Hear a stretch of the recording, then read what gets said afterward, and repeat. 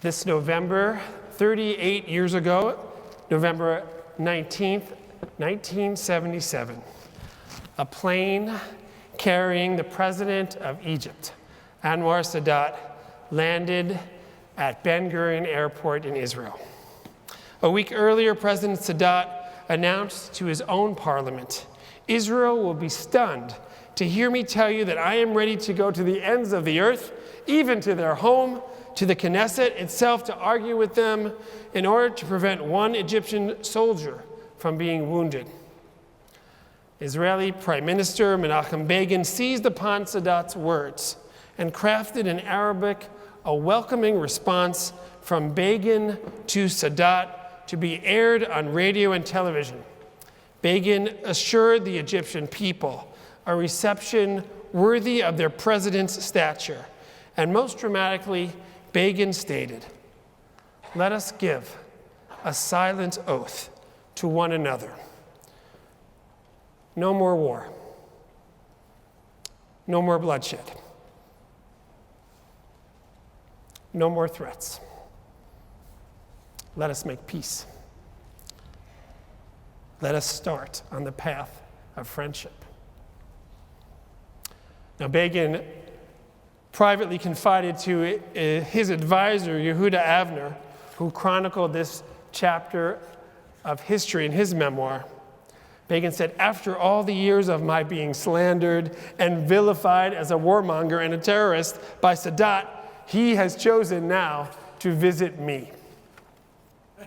Sadat's plane landed on a Saturday evening, 3 hours after Shabbat ended at 8 p.m., and Prime Minister Begin, along with hundreds of dignitaries, troops, and reporters, were there to greet him on the tarmac. And Egyptian and Israeli flags were everywhere, and Begin stood at the foot of the stairs that led up to Sadat's aircraft. And then, mysteriously, the plane's door did not open. Seconds led to minutes and more of waiting, and the excitement soon led to discomfort. Avner writes that Begin's chief of staff, an Israeli general named Mata Gur, had publicly commented that Sadat's visit might actually be a ruse to start another war. And Avner himself worried that Egyptian commandos might be actually poised behind the plane's door, readying themselves to murder the Israeli cabinet. This is what happens. These are the thoughts that one has running through their minds after years and years of fighting and loss and distrust and hatred. But during this long wait, Begin stood firmly at the foot of the ramp, looking up at the sealed door with no hint of concern. He knew what had led him to this day, and for that matter, Sadat as well. And when the door did open, a disorderly throng of journalists rushed through it and ran down the ramp and took positions in order to report and take pictures, and they annoyed tremendously the other photographers who had already been there because they stood right in front of them to get the best view. And then the doorway of the plane was dark until Sadat's tall and handsome frame stood within it. He slowly descended the stairs where Begin formally greeted him and introduced him to the Israeli cabinet as trumpets blared and cameras flashed and the press crushed around them.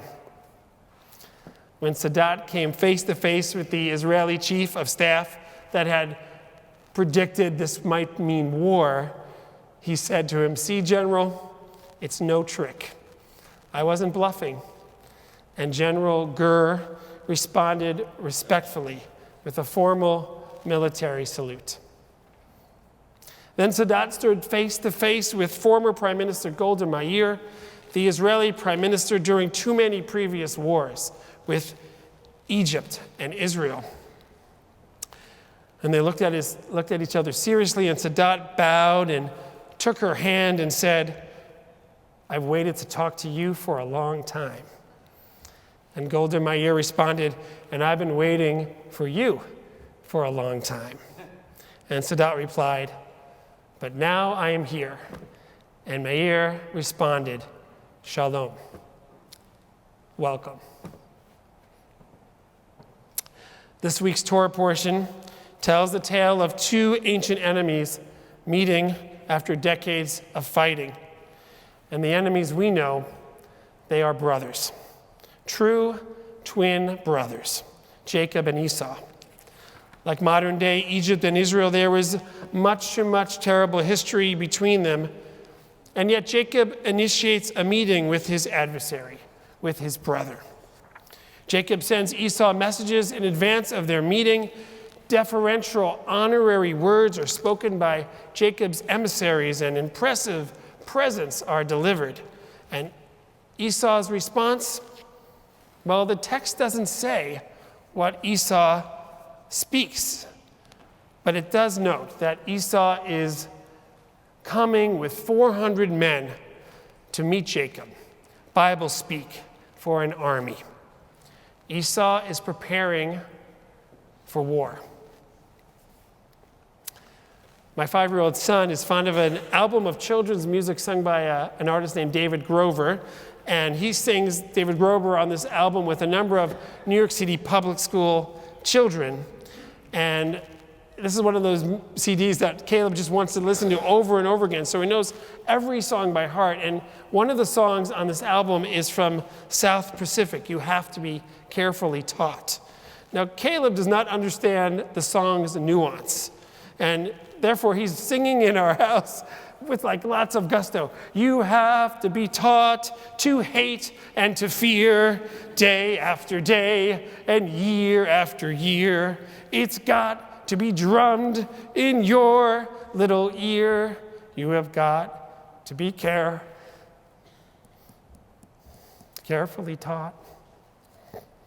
So I've had to explain to him what this song is really all about. And Esau and Jacob, they knew even before they could walk that their parents took sides and favored one another, consciously and subconsciously.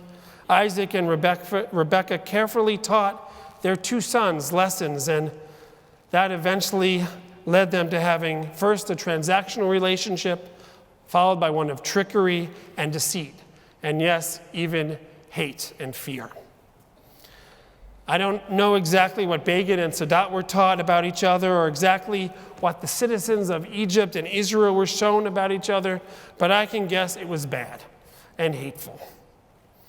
And the night before Jacob reunites with Esau, he wrestles with an angel, or maybe it was Esau, or maybe it was himself.